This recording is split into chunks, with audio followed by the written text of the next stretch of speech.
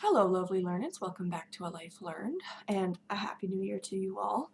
I just wanted to follow up my last video with reading out the actual letters that I'm going to be sending out. To clarify, I didn't send them right away after making the video because the video was released around the holidays.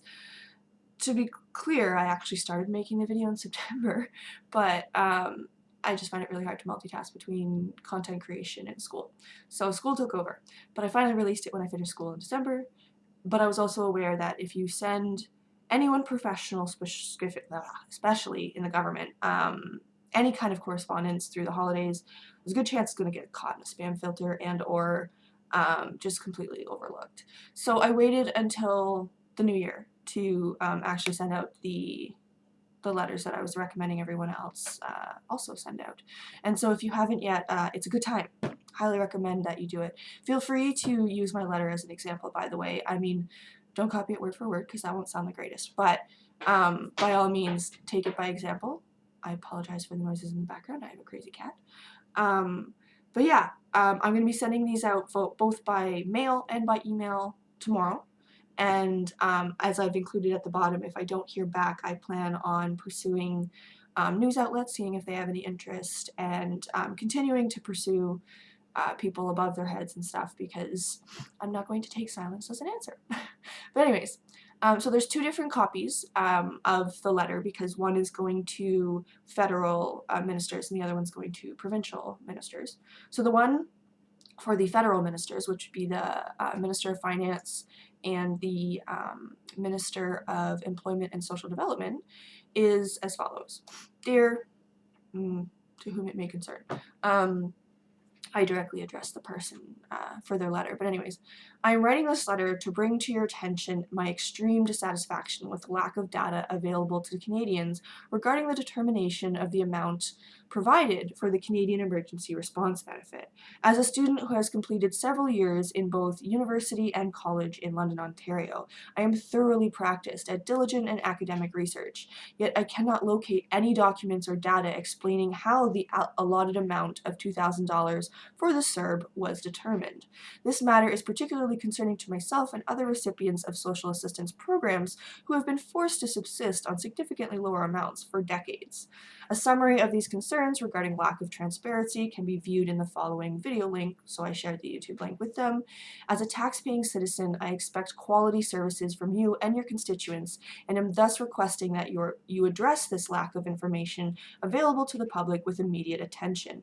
I expect a thorough and accountable reply, and will be following up on this correspondence if I don't hear from you within a reasonable time frame. A copy of this letter has been sent to your email. So again, that one's going to be sent to the two federal ministers.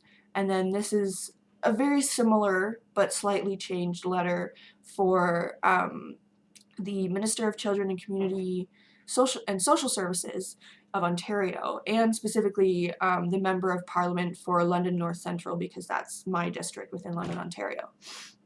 And if you remember, I did suggest also contacting your local MPP.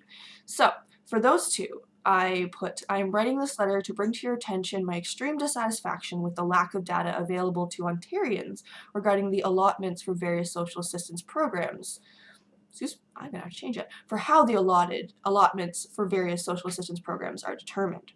As a student who has completed several years in both university and college in London, Ontario, I am thoroughly practiced at diligent and academic research, yet I cannot locate any documents or data explaining how the government determined the allotted amounts for the Ontario Works Program or the Ontario Disability Support Program.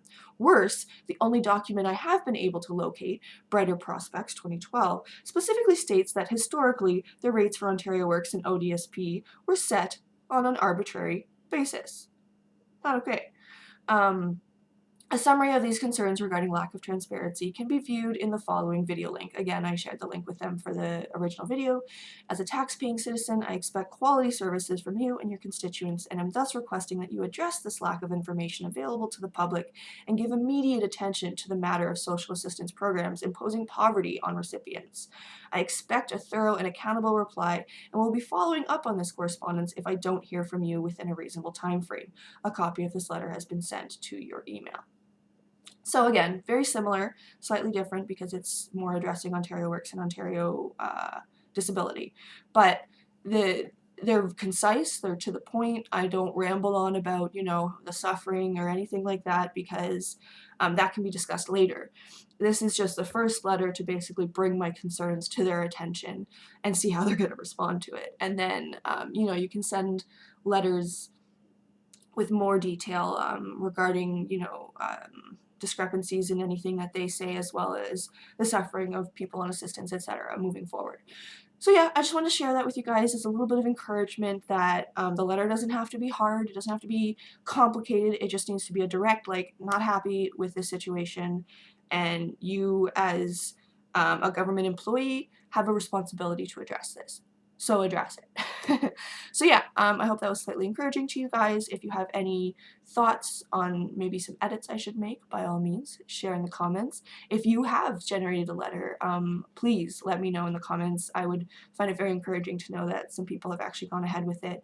But either way, I am going ahead with it. I'm sending this letter tomorrow, and I will provide a follow-up email as the situation moves forward if I do or don't hear back from them, and how I move forward with it. Otherwise, again, I hope you guys had a very happy new year, and as always, do join me again next week or sometime soon, where I try again to share a little something I've learned or experienced in life.